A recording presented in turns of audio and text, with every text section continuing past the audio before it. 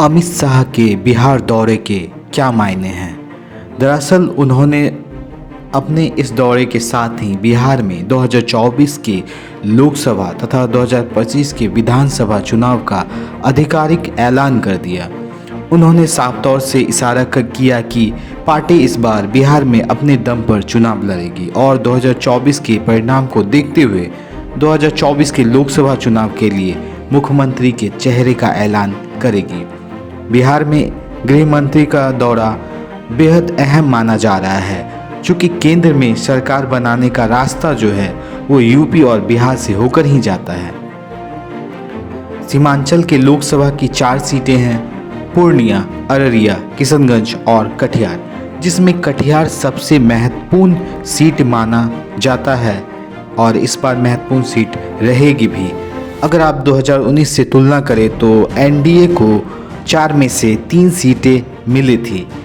इसमें से बीजेपी के खाते में अररिया जबकि पूर्णिया और कटिहार जेडीयू के खाते में आई थी।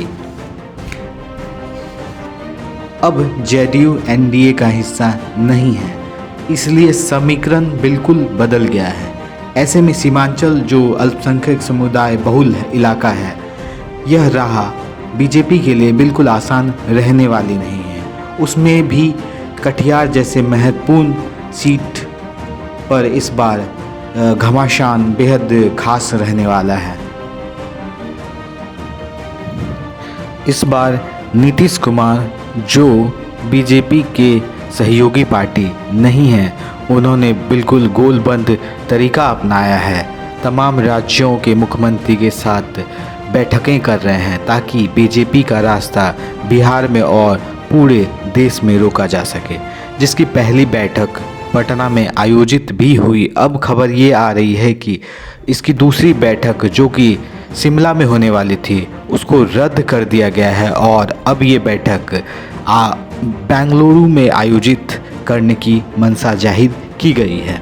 हालांकि तमाम राजनीतिक पार्टियां एक महागठबंधन की तैयारी में है, लेकिन इससे कांग्रेस बिल्कुल अलग थलग नज़र आ रही है। चूँकि राहुल गांधी को उन्होंने बड़े तरीके से लॉन्च किया था, इसलिए कांग्रेस शायद भविष्य में इस महागठबंधन का हिस्सा नहीं रहेगी। आपका इस मसले पर क्या विचार है, हमें ज़रूर बताइएगा। अगर चैनल पे नए हैं तो फ़ौरन लाइक, शेयर और सब्सक्राइब कर लीजिए।